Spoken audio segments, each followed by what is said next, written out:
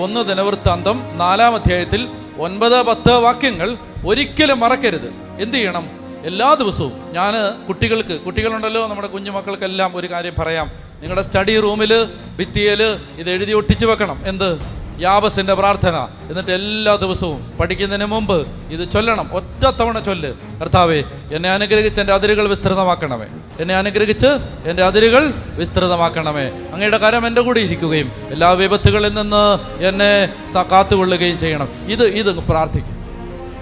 നിങ്ങൾ മുതിർന്ന ആളുകൾ, നിങ്ങൾ പോകുമ്പോൾ വീട്ടിൽ നിന്ന് പുറത്തേക്ക് പോകുമ്പോൾ അതെവിടെയെങ്കിലും കാണാവുന്ന രീതിയിൽ ഇതൊന്ന് എഴുതി വെക്ക്. അതൊന്ന് പ്രാർത്ഥിക്കും, മറന്നു പോകാതിരിക്കും. മൊബൈലിൽ അതെടുത്ത് ഒരു സ്ക്രീൻഷോട്ടായിട്ട് എടുത്തിട്.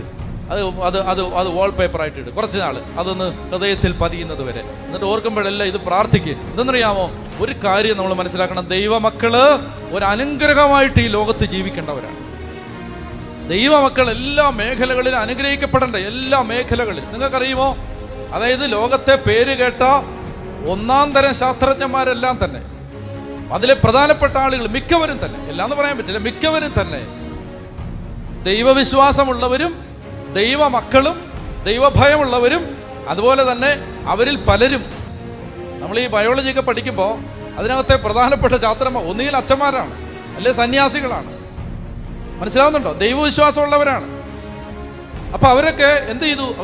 ദൈവം അവർക്ക് കൊടുത്ത ബോധ്യം, വിശ്വാസം അവരെ എല്ലാ മേഖലകളിലും വളരെ സഹായിച്ചു.